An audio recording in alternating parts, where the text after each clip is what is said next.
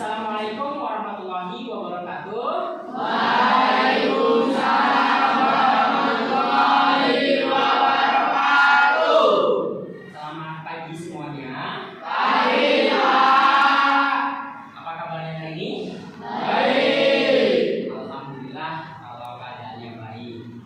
Berarti kalau udah baik berarti sudah siap kita untuk melaksanakan pembelajaran kita hari ini.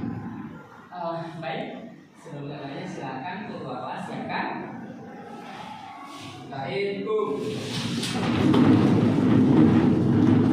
Saling walimna. Assalamualaikum warahmatullahi wabarakatuh.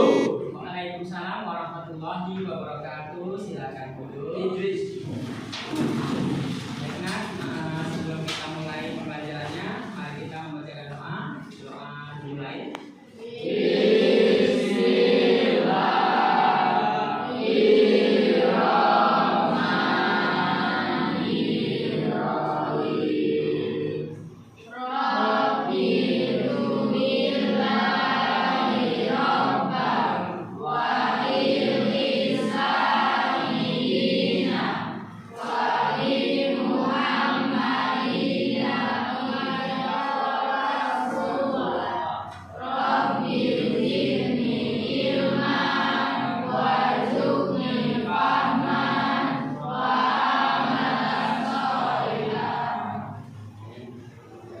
Amin.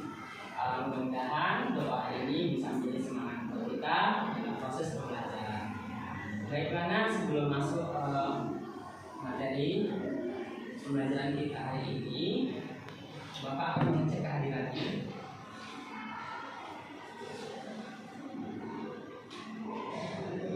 Siapa yang nggak hadir hari ini? Semua datang. Semua datang ya? Oke, semua Bapak cek kehadirannya, semua datang. Alhamdulillah. Berarti semua sudah siap untuk melaksanakan kegiatan proses pembelajaran kita hari ini. Baik, Nak. Pembelajaran kita hari ini yaitu masalah tentang kelima suara demokrasi. Tema kita tentang suara demokrasi. Kemudian proyek profil yang kita bahas terhadap suara demokrasi ini adalah belajar demokrasi melalui pemilihan ketua OSIS. Pemilihan ketua OSIS tahun ajaran 2024-2025. Nah, sebelum Bapak menerapkan pembelajarannya, Bapak akan menyampaikan tujuan pembelajarannya. Baiknya, tujuan pembelajaran suara demokrasi ini, pemilihan ketua OSIS, tujuannya adalah pertama, memahami prinsip-prinsip demokrasi dan penerapannya dalam kehidupan sehari-hari. Yang kedua, mengembangkan keterampilan komunikasi, kerjasama, dan kepemimpinan. Dan yang ketiga, menghargai proses pemilihan umum sebagai bentuk praktek demokrasi di lingkungan sekolah. Dan yang keempat yaitu menjalankan peran serta dalam proses pemilihan ketua OSIS dengan sikap yang apa? Jujur, adil, dan bertanggung jawab. Dan yang kelima, menumbuhkan sikap kritis dan peduli terhadap keberlangsungan apa ini? Organisasi sekolah. Iya, organisasi sekolah. Nah, inilah tujuan pembelajaran kita tentang suara demokrasi, yaitu pemilihan ketua OSIS. Nah, paham semuanya?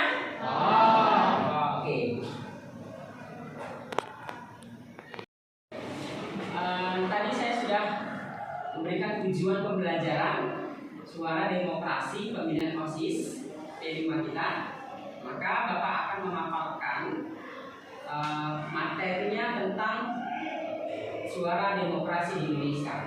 Sebelum Bapak paparkan video tayang pembelajarannya, Bapak akan bertanya terlebih dahulu. Siapa yang mengerti arti dari demokrasi? Oke, silakan. Demokrasi adalah pemerintahan rakyat yang mana sistemnya bekerja dari rakyat, oleh rakyat, dan untuk rakyat. Oleh rakyat, untuk rakyat, untuk oleh rakyat, dari rakyat, untuk rakyat. Tepuk tangan. Ada yang bisa menanggapi? Pak, Oke. yang artinya rakyat dengan serta merta mempunyai kebebasan untuk melakukan semua aktivitas kehidupan termasuk aktivitas politik tanpa adanya tekanan dari pihak manapun. Karena pada hakikatnya yang berkuasa adalah rakyat untuk kepentingan bersama. Iya, benar sekali. Tepuk tangan. Baik, ada yang sudah paham arti atau makna dari demokrasi. Nah, pernahkah kalian bergabung secara demokrasi? Nah, sejenis apakah itu? Pemilihan umum. Apa tadi, Nak? Pemilihan umum. Iya, pemilihan umum. Gimana kah itu? Pemilihan presiden, gubernur. Iya, pemilihan presiden, gubernur. Benar sekali. Iya, pemilihan kepala desa. Itu adalah salah satu contoh demokrasi. Yang memilih itu siapa? Kita atau rakyat. Inilah kalian nanti yang akan memilihnya nanti. Ketika nanti kalau sudah cukup umurnya untuk memilih, kalian akan memilih siapa yang akan kalian pilih. Tidak ada paksa. Hati nurani kita. Maka dia layak kita pilih sebagai pemimpin. Oke. Pernahkah bergabung sebagai panitia pelaksanaan demokrasi? Gak pernah Pak, tapi ya Bang saya pernah. Nggak pernah Pak. Tapi abang saya pernah. Ya tepuk tangan dulu nih. Tidak pernah, tapi abangnya pernah. Berarti dia melihat abangnya. Benar tidak? Iya. Waktu pemilihan presiden, pernah lihat tempatnya? Pernah. TPS-nya? Pernah. Cara nyucuknya udah pernah? Pernah. Pak cuma melihat, iya kan? Ya.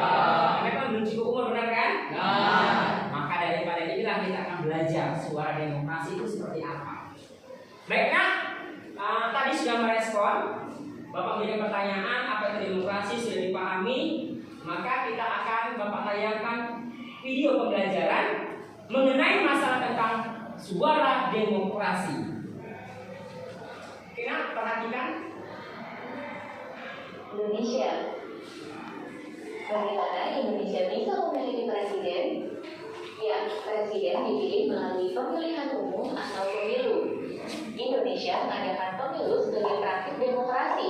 Indonesia sendiri adalah negara demokrasi terbesar ketiga di dunia. Apa itu demokrasi? Demokrasi berasal dari bahasa Yunani, demos dan kratos. Demos artinya rakyat dan kratos artinya pemerintahan. Dalam demokrasi, rakyat ikut berperan dalam pemerintahan dan semua kebijakan harus mengutamakan kepentingan dan kesejahteraan rakyat.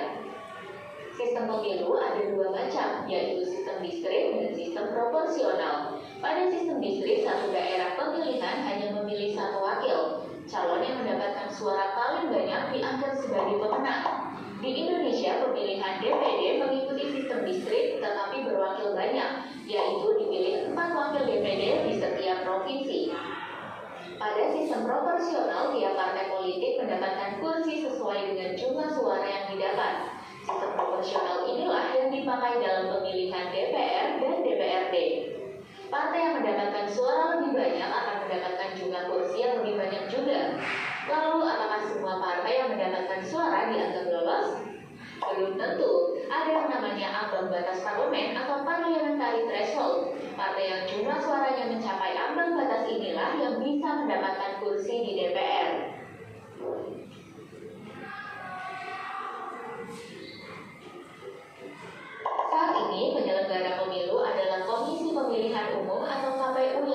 bersifat independen. Pemilu yang diadakan setiap 5 tahun sekali ini diatur oleh Undang-Undang Dasar 1945 dan Undang-Undang Nomor 7 Tahun 2017 tentang Pemilihan Umum. Peserta pemilu adalah partai-partai politik. Penyelenggaraan pemilu di Indonesia berdasarkan pada asas Lubar Jurdil yang merupakan singkatan dari langsung, umum, bebas, rahasia, jujur, dan adil. Langsung artinya pemilih memberikan suaranya secara langsung dan tidak boleh diwakilkan. Umum artinya setiap warga negara yang berusia minimal 17 tahun berhak untuk memilih. Bebas artinya pemilih bebas memberikan suaranya tanpa adanya paksaan dan tekanan dari pihak manapun. Rahasia artinya suara yang diberikan hanya diketahui oleh si pemilih itu sendiri. Jujur artinya semua penyelenggara, peserta, dan pemilih dalam pemilu harus bersikap jujur sesuai aturan. Dan adil artinya setiap peserta dan pemilih harus diperlakukan sama dan bebas dari kecurangan. Bagaimana tata cara pelaksanaan pemilu di Indonesia? Setiap warga negara yang berusia minimal 17 tahun berhak menjadi pemilih dalam pemilu. Pada hari pelaksanaan pemilu, pemilih diminta datang ke TPS atau tempat pemungutan suara untuk melakukan pendaftaran. Pemilih kemudian mendapatkan kertas suara dan langsung menuju bilik suara untuk melakukan pencoblosan. Selanjutnya, pemilih memasukkan kertas suara ke dalam kotak yang disediakan. Terakhir, pemilih mencelupkan salah satu jarinya ke dalam tinta sebagai tanda bahwa pemilih sudah menggunakan hak suaranya. Sejak tahun 50 sampai tahun 59, Indonesia menganut sistem demokrasi parlementer. Sistem pemerintahan dijalankan oleh kabinet yang dipimpin oleh Perdana Menteri. Pemilu di Indonesia pertama kali terjadi pada era ini, tepatnya pada tahun 55, dan diikuti oleh puluhan partai politik. Terpilihlah anggota DPR dan Dewan Konstituante yang nantinya bertugas menyusun Undang-Undang Dasar yang baru. Sayangnya, Dewan Konstituante gagal menyusun Undang-Undang Dasar karena kondisi politik yang tidak stabil. Melalui Dekret Presiden 5 Juli 1959, Presiden Soekarno membubarkan Dewan Konstituante dan kembali memberlakukan UUD 45. Setelah keluarnya Dekret Presiden, Indonesia memasuki era demokrasi terpimpin. Presiden menjadi poros segala keputusan pemerintahan. Saat itu demokrasi belum berjalan dengan baik. Presiden mengangkat sendiri seluruh anggota DPR yang seharusnya dipilih melalui pemilu. Selain itu, kekuasaan presiden menjadi tidak terbatas dengan diangkatnya Soekarno sebagai presiden seumur hidup. Era demokrasi terpimpin kemudian digantikan oleh era Orde Baru setelah terjadinya peristiwa G30 SPKI tahun 65. Pada era Orde Baru, pemilu yang kedua berhasil diselenggarakan untuk memilih anggota legislatif. Sayangnya, penyelenggaraan pemilu dianggap tidak adil karena menguntungkan partai tertentu. Sejak pemilu tahun 77 terjadi penyederhanaan partai politik menjadi 3 partai. Dalam 4 kali pemilu, Golkar selalu keluar sebagai partai pemenang dan Soeharto kembali diangkat sebagai presiden untuk kesekian kalinya. Akhirnya, pada tahun 98 terjadi demonstrasi besar-besaran menuntut reformasi. Presiden Soeharto pun mengundurkan diri. Setelah itu, demokrasi memasuki babak baru dan mulai berjalan ke arah yang lebih baik. Pemilu pertama di era reformasi ini kembali diikuti oleh banyak partai politik dengan menambahkan 2 asas, yakni jujur dan adil. Masa jabatan presiden juga dibatasi, maksimal 2 periode setelah dilakukan amandemen UUD 45. Pada era reformasi, cakupan pemilu juga ikut berkembang, yang sebelumnya hanya untuk memilih anggota legislatif, kemudian ditambah untuk memilih presiden dan wakilnya. Pemilu presiden pertama kali dilaksanakan pada tahun 2004 dan dimenangkan oleh pasangan Susilo Bambang Yudhoyono atau SBY dan Yusuf Kala. Pada pemilu tahun 2009, SBY kembali terpilih menjadi presiden untuk periode kedua. Kemudian pada pemilu tahun 2014 dan 2019, Joko Widodo atau Jokowi yang terpilih menjadi presiden. Namun pelaksanaan pemilu 2019 agak sedikit berbeda karena pemilu legislatif dan presiden dilaksanakan serentak dalam 1 kali pemilu. Nah, sekarang jadi tahu ya perkembangan sistem demokrasi dan pemilu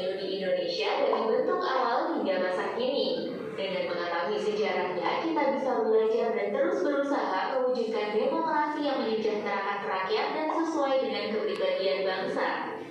Sebagai pelajar, kalian mungkin belum bisa ikut mencoblos dalam pemilu, tapi kalian sudah bisa mulai belajar berdemokrasi, misalnya dengan ikut pemilihan ketua kelas atau ketua OSIS.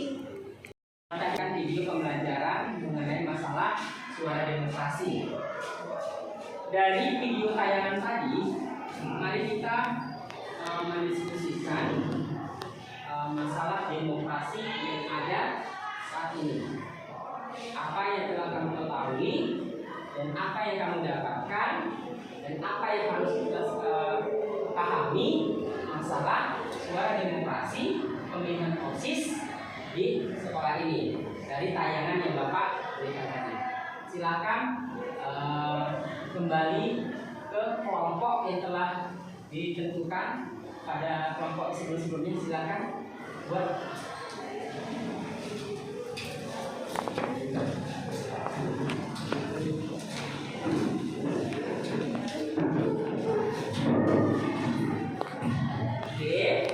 sudah siap buat kelompoknya. Perhatikan instruksi dari Bapak. Setiap kelompok membuat manfaat dari demokrasi, kemudian apa yang harus dilakukan, apa yang harus dikerjakan dalam proses demokrasi itu berjalan dengan lancar. Silakan setiap kelompok mendiskusikan tayangan video yang Bapak tayangkan tadi. Oke, silakan kerjakan.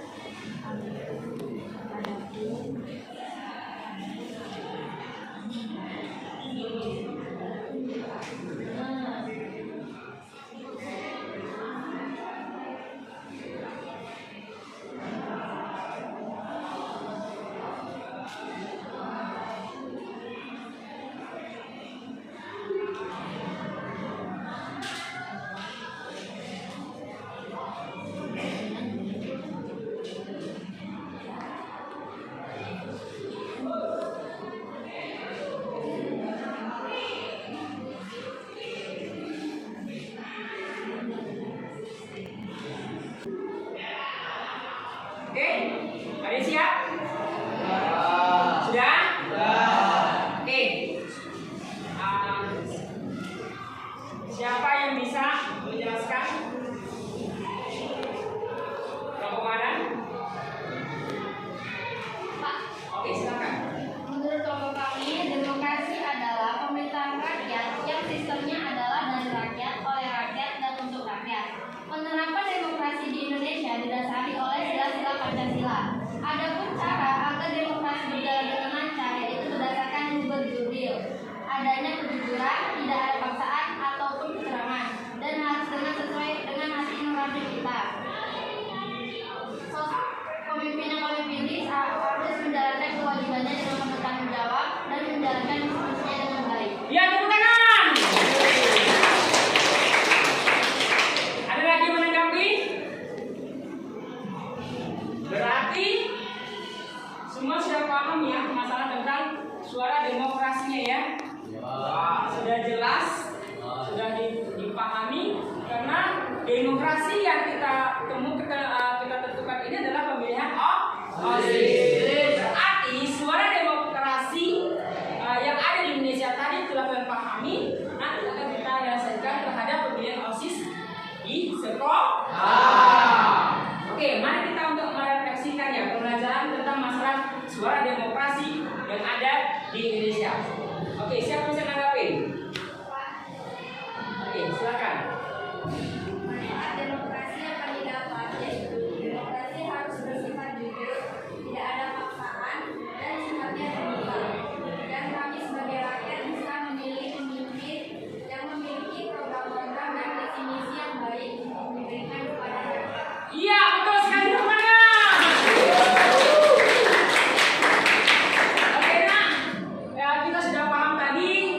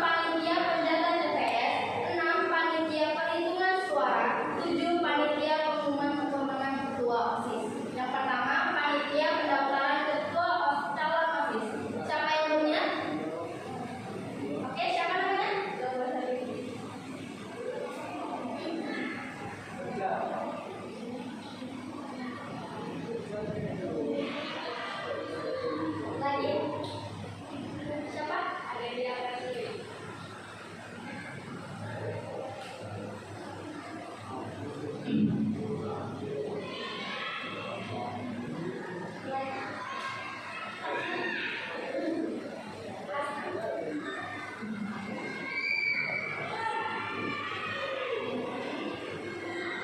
panitia pendaftaran calon ketua OSIS sudah terpilih. Sekarang panitia debat suara. Oke, review dulu ya. Apa namanya?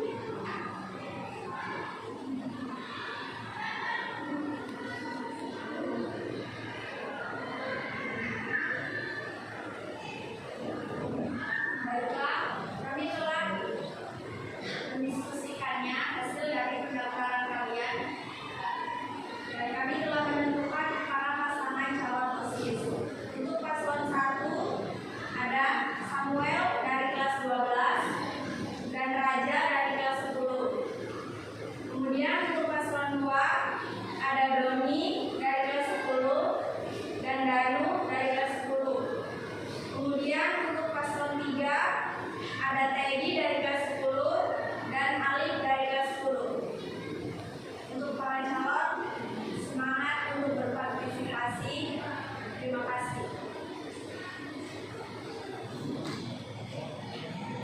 Paslon 3 pasti bisa. Tepuk tangan. Paslon 2, jaya, jaya, jaya, Jangan curhat denganku, mending pilih paslon nomor 3. Yuk kita pilih paslon nomor 3. Pemimpinnya jujur dan amanah. Yuk kita pilih paslon nomor 3. Pemimpinnya jujur dan amanah. Assalamualaikum warahmatullahi wabarakatuh.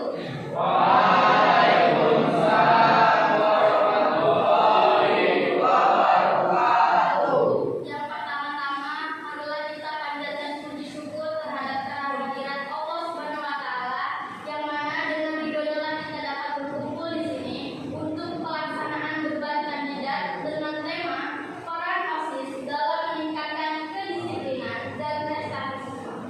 Yang terhormat Kepala Sekolah SMP SMK Lestari Beringin, yang saya hormati para kandidat sekalian dan teman-teman yang saya sayangi. Sebelum memulai acara sesi debat ini, saya akan membacakan peraturan yang harus kandidat ikuti. Adalah setiap kandidat memilih pertanyaan yang sudah kami sediakan. Nanti saya akan membacakan pertanyaan tersebut dan kandidat akan merespon. Baiklah, untuk paslon pertama, silakan pilih pertanyaan yang akan kalian tanya.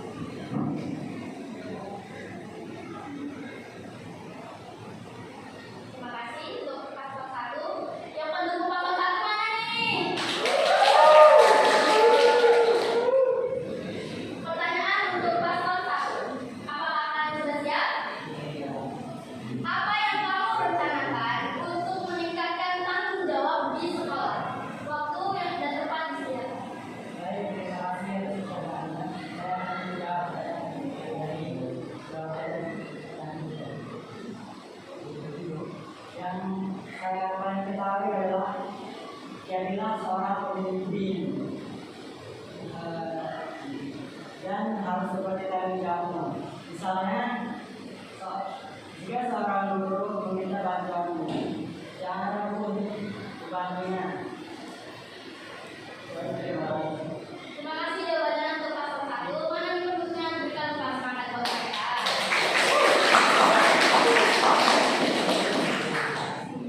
Paslon 2, silakan.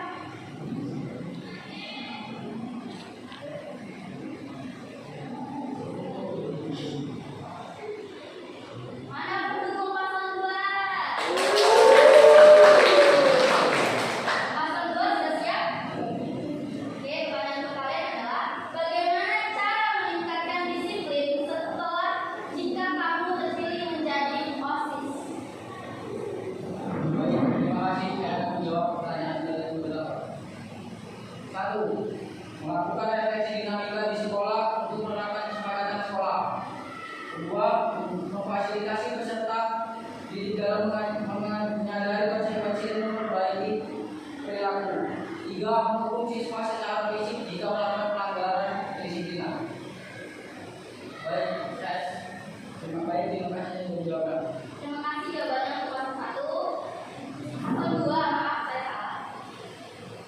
Mana pendukung yang lain yang bicara? Paslon 3, silakan.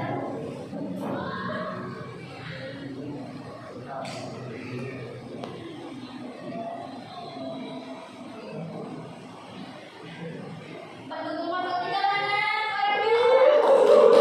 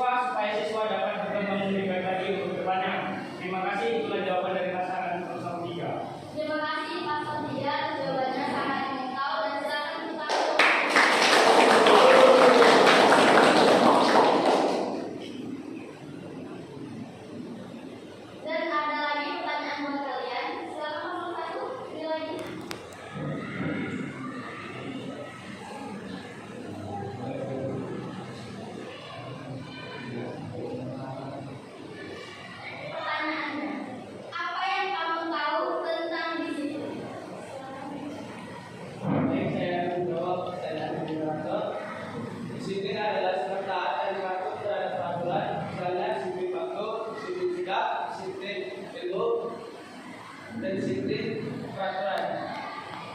Terima kasih presiden demokrasi Pak. Terima kasih atas bantuan jawabannya. Paslon 2 silakan.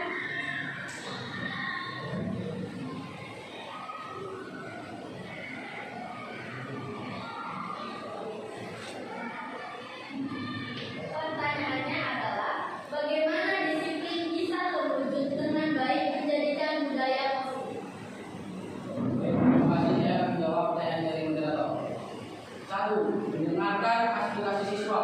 2. Mendengarkan program dan kegiatan di sekolah. 3. Menjadi pelajaran mahasiswa dari pihak sekolah. 4. Mengembangkan keterampilan dan kepemimpinan.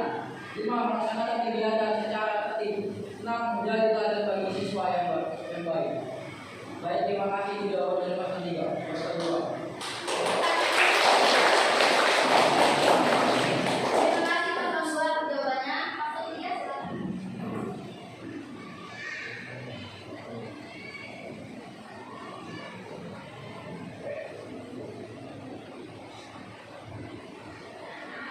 Pertanyaannya adalah, jika kamu terpilih menjadi OSIS, program-program apa yang kamu lakukan?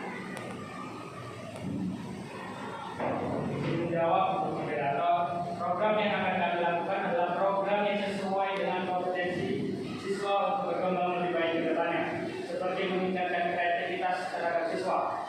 Kami akan menjalankan program class meeting setiap 6 bulan sekali, itu program tahunan kami. Program mingguan kami akan membuat, yaitu seperti program pidato